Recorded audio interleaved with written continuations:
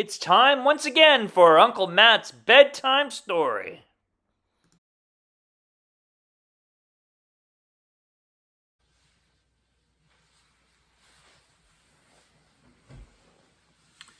Hello everybody, it's Uncle Matt and I'm here to read you another bedtime story.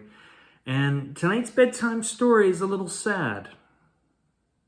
Yeah, it's a sad cat we're dealing with because this cat has some problems.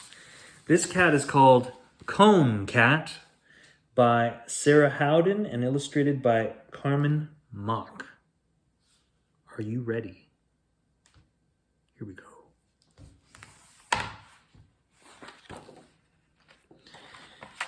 This story was copyrighted in 2020. Cone Cat.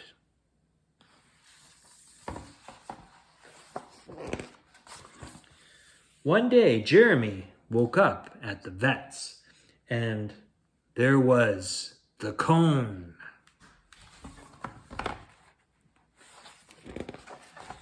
Like a giant white bell, it bent his whiskers, blocked his view, and bungled his super cat senses. I am Cone Cat now, he told himself. I will never be the same.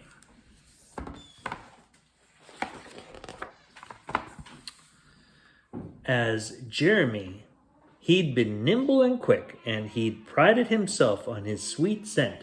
Now he was knocking into door jambs and backing his way back down the stairs.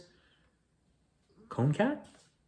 No, that's Pumpkin the cat. Night-night, Pumpkin. Night-night. As Jeremy, he'd been nimble and quick, and he prided himself on his sweet scent. Now he was knocking into door jambs and backing his way down the stairs with all the grace of a fat squirrel. He didn't smell so good either. Clearly, the cone was winning.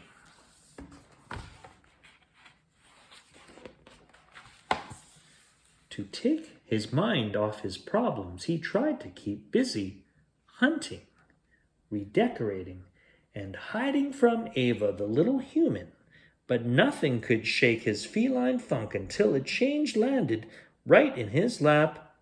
Well, his cone.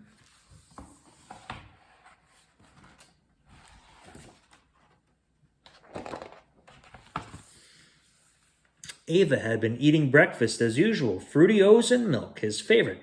And, as always, he jumped on the table to lap up the leftovers. But this time his tongue couldn't reach the bottom of the bowl. Come on, Cone, he said. Help me out. The cone didn't answer.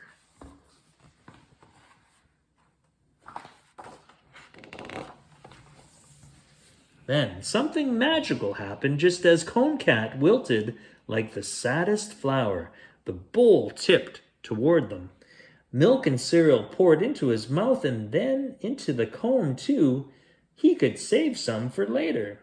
Could the cone be a friend after all?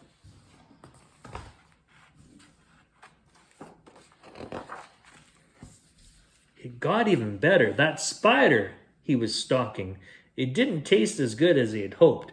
And the armchair and stuffing, not a tuft left behind.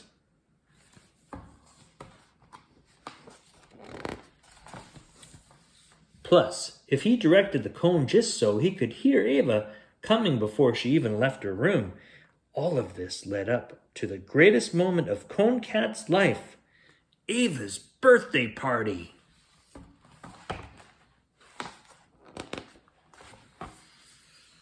Of course, a gathering of little humans can be a nightmare for a cat. But then came the cake, and with it, ice cream.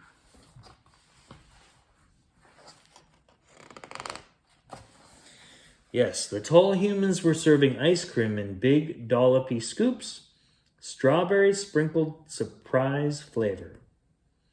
The little humans all lined up with their bowls for the treat, and Cone Cat drooled, inching his way closer. Was he seeing things, or did those bowls look familiar.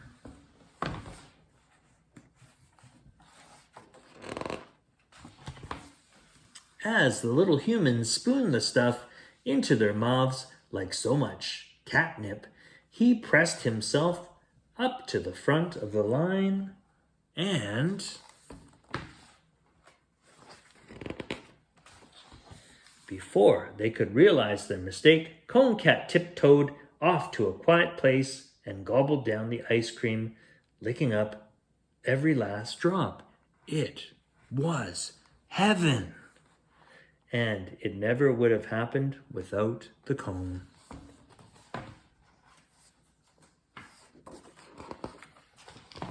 The next day, Cone Cat felt one of the tall humans scratching his neck. I hope they're not making you tighter, he thought, Cone? But suddenly it was off. His head was free again. Goodbye, he thought as the human whisked the cone away. Goodbye. Forever.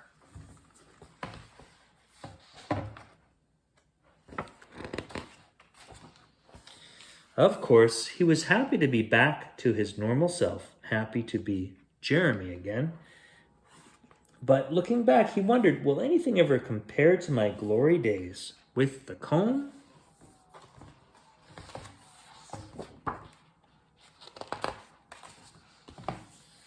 It didn't take him long to find out.